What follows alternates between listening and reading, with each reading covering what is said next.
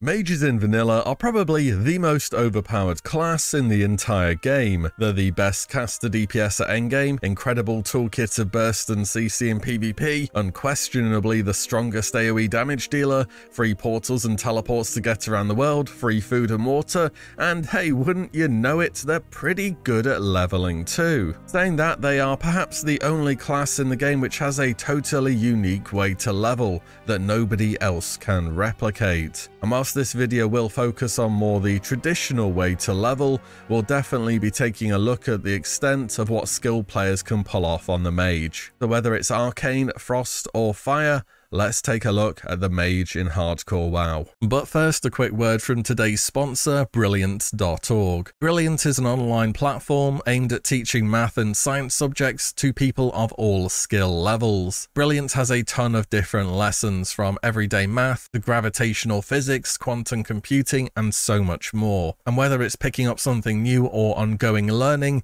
you'll be able to find something which suits you. What I like is that Brilliant splits often complicated subjects into smaller bite-sized pieces, so you aren't being totally overwhelmed by having too much information thrown at you at once. Take a course on neural networks and data science, for instance. I think we've all seen how powerful AI is starting to become these days, yet it feels as though there's still so much more to give in the space. Better understanding of what goes into that technology could open up opportunities you didn't even know existed. To try everything Brilliant has to offer free for a full 30 days, visit brilliant.org/WillE or click the link in the description. The first 200 people get 20% off Brilliant's annual premium subscription. Many thanks to Brilliant for the sponsor today. Let's get back to WoW. For a player starting off in hardcore, whilst I don't think Mage is the safest class in the game, it's still a reasonably good starting point. If mages have two weaknesses, it's their incredibly low base health and the existence of a mana bar. Now, you could say every class with a mana bar has some kind of issue with running but some classes deal a portion of their damage as melee, such as a shaman, and aren't totally reliant on their mana. Some classes regenerate tons of mana during a fight, such as a priest, or can just turn health directly into mana as the warlock can. Mages run out of that blue bar, and unless you have a wand, that's kind of it. In time you will get evocation and mana gem to boost your mana pool back up, but you don't always have those to fall back on. Getting to grips with how much damage your mana pool can realistically translate into will separate those times from where you finish off a mob at 5% mana left, and the times when you have to gradually frost nova and wand them down. For newer players to hardcore, mages also have some of the best defensive spells in the entire game, particularly when you're specializing into the frost tree, but we'll get on to that later. If you want to play a pure damage dealing range character in Classic, Mage is kind of hard to go wrong with though. In terms of solo play, Mage is simply amazing. Whilst they don't have the self-healing or tankiness of other classes, they can just kite anything that can be slowed and rooted indefinitely. Whether you're frostbolting from far away and keeping mobs at arm's reach, or just trying to AoE down several mobs at once, the Mage makes for a very efficient solo leveling machine. The same goes for taking on elites or tougher quest mobs in general, and though you will have to deal with some spell resists, your toolkit has more than enough abilities to create distance between you and the enemy once again. Solo players also with the playstyle of the Mage can differ very heavily whilst leveling, so the normal way to approach getting your Mage to 60 is much like any other class. You pick a mob, you use your main spell, be it Frostbolt, Fireball, what have you, and you gradually get it down, move on to the next mob and drink to refill your mana as necessary. And going down the route of mainly handling one mob at once is very safe, especially when you realize most mobs you engage are never going to reach you to actually deal any damage back. The more advanced players, however, that want to make the use of the Mage's full toolkit opt for AoE grinding. This technique abandons questing in the early 20s in favor of picking high density, fast respawn locations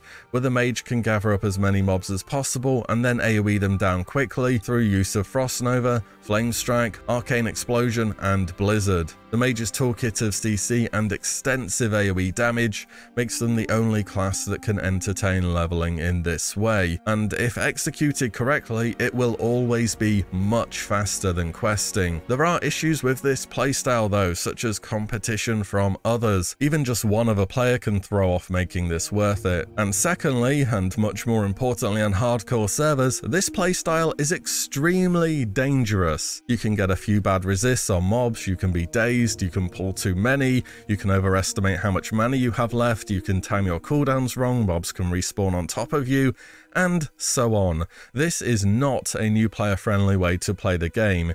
In fact, I'd say getting to 60 through AoE grinding is probably the hardest way you can level all the way to endgame, even more so than on a warrior. It's just very unforgiving when each pull is potentially deadly over such a long period of time. I'd also keep in mind that you kind of need to be ahead of the pack for this to work.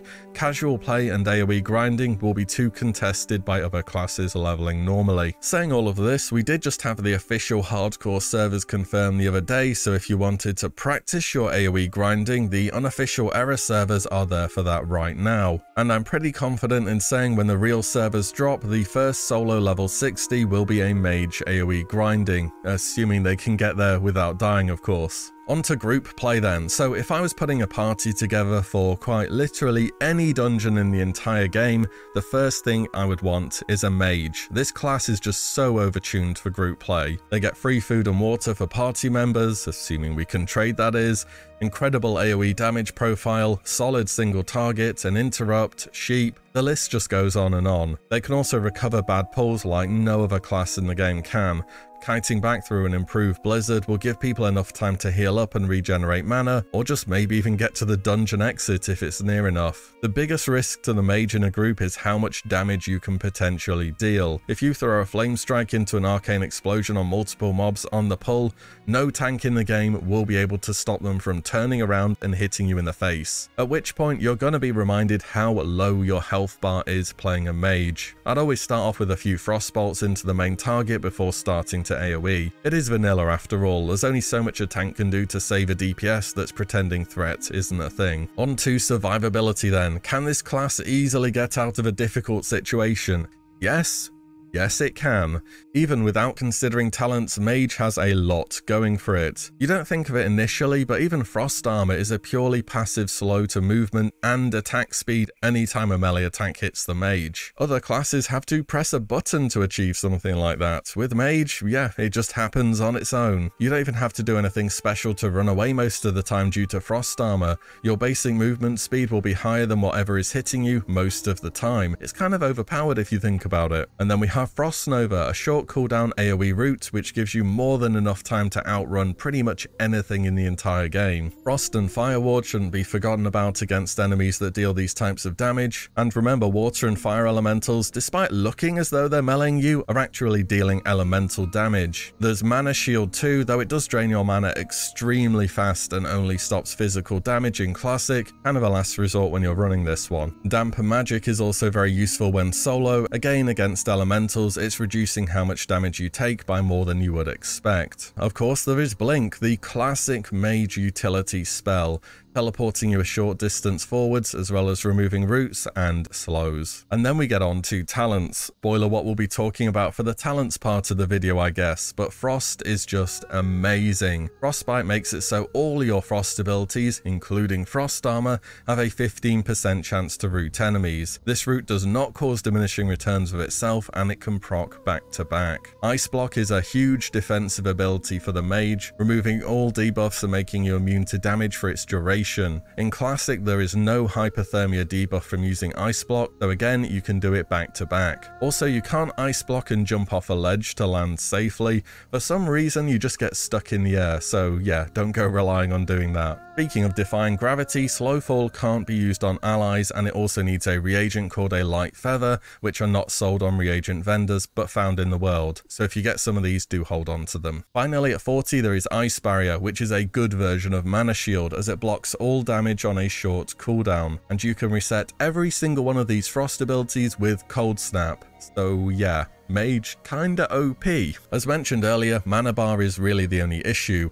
I'll be super careful about using mana shield when running. It does delete your mana pool really fast to block a relatively small amount of damage, which can sometimes leave you as other things which could help you escape, such as Blink or Nova, come off of cooldown. Also, as a mage, you're not taking direct hits too often, so your defense will not be capped for your level, meaning even yellow mobs are likely going to be landing crushing blows, which will deal 150% of normal damage. So when things do get in melee range, your health bar usually drops pretty fast. All the same, Mage has a whole toolkit of ways to escape from a bad situation. It's just about picking the right one for the right occasion. So then, is the Mage fast to level? Depends. I think if you're going through the single target Frostbolt playstyle, it's faster than some, but nowhere near the fastest. AoE grinding solo is the fastest route to 60, but is also very high risk, and you need to be ahead of the pack or uncontested for it to really work. Even doing something in between the two playstyles where you occasionally AoE but mostly single target is still fairly good. Mage has the capability to be one of the fastest levelers in the game,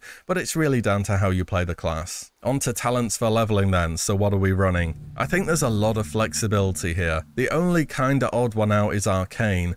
So in vanilla, Arcane's main damage dealing spells are Arcane Explosion, which is great obviously, on AoE, and Arcane Missiles, which is not so great. If you're really leveling going down the Arcane tree and using Arcane spells, you better be doing a challenge run or something. It just doesn't have the damage Fire brings or the utility and damage that Frost brings. That's why it's not really seen, and is more of a supportive specialization to the other two talent trees. Speaking of the other two trees though, I do rate Fire early game, as certain key talents that make Frost incredibly powerful are missing for a while. You'll also find that Fire can easily finish off mobs before they have a chance to reach you, even without the slows from Frostbolt. This spec is much more focused with dealing with one mob at once, however, and at around the level 26 to 30 mark, I would consider re-rolling to Frost. You get a new rank of Frostbolt at 26, and by that time you have points in vital talents such as Frostbite, as well as points in Ice Shards and Shatter. This means you can just blast away with your Frostbolt one mob at a time and make things very safe and very easy for yourself. The problem with the Mage talent tree is you're kind of spoiled for choice. There are very few dead talents compared to other classes, and wherever you put points, it's probably going to work out pretty well. I will say for more group focus play or for AoE grinding that the core talents in your Frost tree will shift around quite a bit,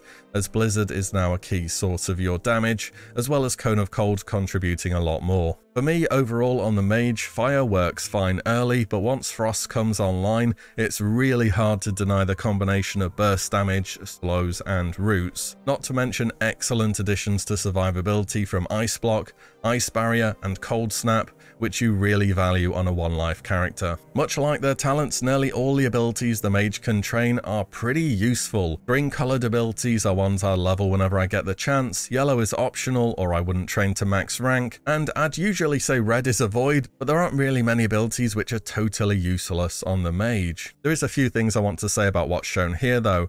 Conjure Water rank 7 is from a quest in Diamall, and Conjure Food rank 7 is from a tome dropped in Stratton Dead by Archivist Galford. You can only get to rank 6 through your trainers, but late game characters will be able to pick both of these up. Portals will really depend on whether you're grouping up in your playthrough. If you see them being useful, definitely get them. Frost Nova gains minor extra damage when leveled up. The root duration remains the same, so it's fine to use rank 1. For me, if there were abilities to skip, Amplify Magic has niche uses, as does Scorch. Arcane Missiles and Fireball won't see much action at max rank, assuming you're Frostspect, and Mana Shield feels a little redundant once you start being able to talent into Ice Barrier. Speaking of Ice Barrier, it's on the list here at the top right. Of course, this is a talented ability, not baseline, but you should always level up talented abilities whenever you can. They're cheap anyway, so why not? Those are just my thoughts on what to get on the Mage though. Their toolkit as a whole is very strong, so you're going to need plenty of gold to level up all your spells. Moving on, we don't really have much weapon progression to talk about for the Mage. Yes, wands are nice and everything, but you just don't rely on them as much as other spellcasters do. Wands are there for that moment when a mob has just not enough health for you to warrant using a full spell on it. Either that or very early game where wands are just kind of really OP, assuming you can get your hands on one, that is. So instead, let's talk about stats quickly. It's pretty simple. Spirit is nice for passive mana regen and health regeneration, but you're casting too often for the 5-second rule to kick in. So your key stats are going to be intellect and stamina. Green items that roll of the eagle should always be a particular interest for mages, and ideally you will put stamina and intellect on every item that you're wearing leveling, as they will give you the biggest buffer of health and mana, meaning more room for errors, spell resists, all that kind of stuff. Also in classic, armor can roll secondary stats too, such as of Frozen Wrath. These are purely offensive items, foregoing any other stats for raw spell power in that particular school.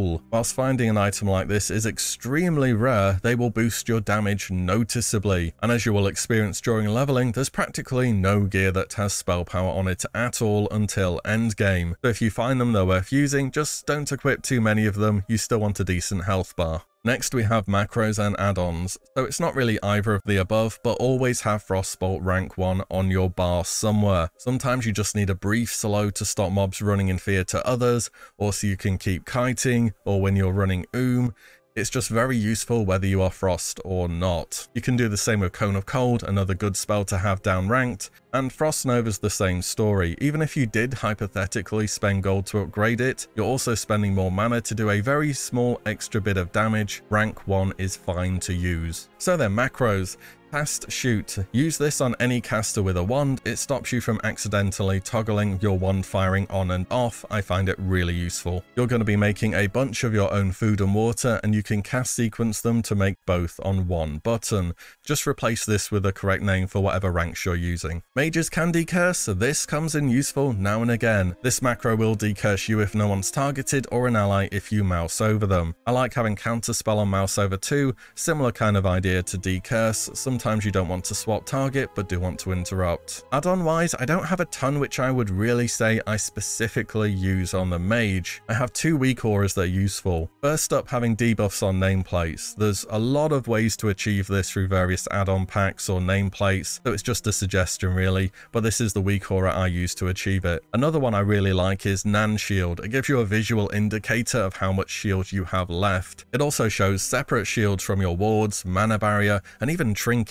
Modern target frame is another useful one. It will, among other things, display when enemies are casting, so you know when to interrupt. And finally, Omni CC shows CC effects over the affected target's portrait, including interrupts. Again, I find this a good visual indicator of what is going on. And I think that just about wraps up everything I have to say about the Mage. It really is a class where you can push the limits of what is possible within the game, or just play pretty safe and sound. As a newer player to the class, do watch your health and mana bars more so than other classes. It's not so much mistakes that get mages killed, it's just overestimating how powerful you actually are. So whether you're solo or looking to group up more, the Mage in vanilla is truly a class that shines in all aspects of the game, from PvP, raiding, and of course, hardcore leveling. Anything else to say on the Mage? Do drop it down below. And what class do you want to see next? And as always, thank you all so much for watching and listening in, and I'll see you all in the next one very soon.